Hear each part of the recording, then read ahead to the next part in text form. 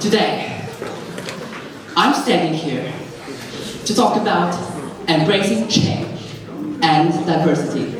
My name is Alvin, but first, I have a question for you. What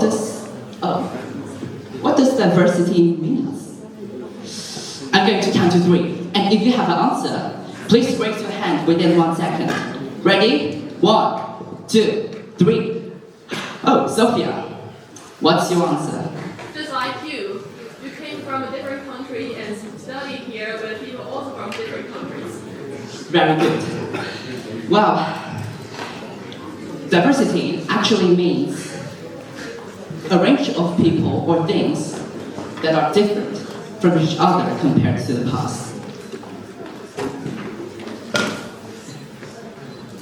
In human nature, people may tackle different kinds of problems. It depends on how they use different angles on different situations and how they feel. For example, a new roommate comes into your dormitory to live with you. You may think whether he's considerate, whether he's kind, whether he's ugly, or whether he's handsome. Lost. Those questions may appear in your mind. People from different backgrounds have different concepts, unique concepts. So, my story includes 5 parts of diversity. It includes education, lifestyle, foods, families, and languages. As someone with both Chinese and Malaysian heritage, my life has been shaped by 2 rich cultures. This unique background has made me who I am today, and I appreciate the experience of being a foreigner, a Chinese that live in Malaysia. Growing up, I noticed many similarities between Chinese and Malaysian cultures, especially in food and families. In Malaysia, the locals have many children. They believe many children, many blessings. This is the father, this is the mother, the older son, the elder daughter, and the youngest daughter. While in China, having a large family is a source of diversity and happiness. Although modern Chinese families are smaller now, but less people miss that. More emotional support and happiness. Food is another area where the 2 cultures connect. In Malaysia, I enjoyed dishes like kuih tofu, a kind of candy that's made of coconut. Nasi lemak. This is ikan bilis, dried fish, coconut water mixed with rice, cucumbers and some boiled egg, that's all. And curry with lamb skewers. It is called satay, where you dip some curry in it and eat it. From China, I love Chinese food! You know that is true!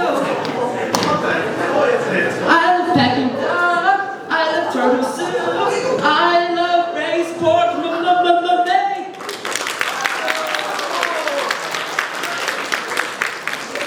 This food will not only taste scrumptious, but also keep me connected to my roots. However, there are also differences between Chinese and Malaysian cultures, including education system, languages, and lifestyle. In Malaysia,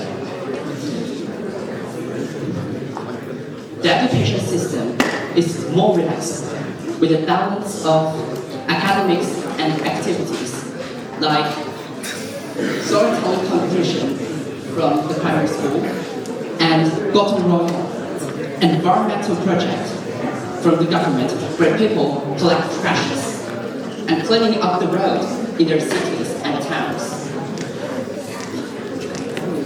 Chinese education is highly competitive with big pressure, and with a focus on high scores and getting to top universities. This balance has taught me the balance of values of life. Language is also another big difference. Malay with its Latin alphabet, which is easier to learn. Does anyone know how to read one of these sentences? Oh, Eva. What does this mean? Well, if you don't know how to read it, that's fine. Selamat petang means good afternoon. I mean right now, good afternoon. Chinese, with its complex characters, is really difficult for me to learn. My mother encouraged me to learn Chinese and English, believing that they are really useful in the future.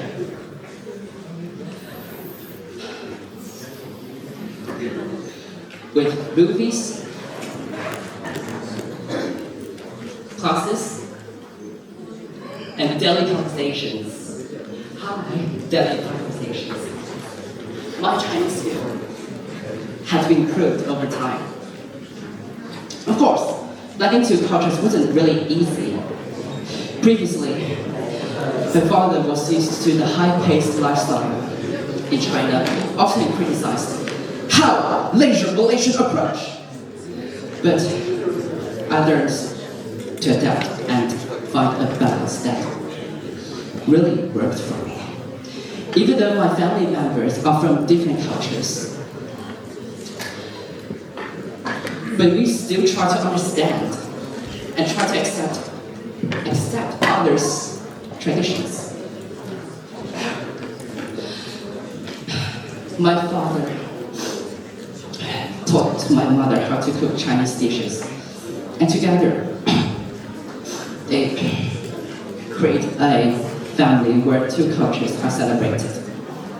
This has taught me the importance of openness and adaptability. In conclusion,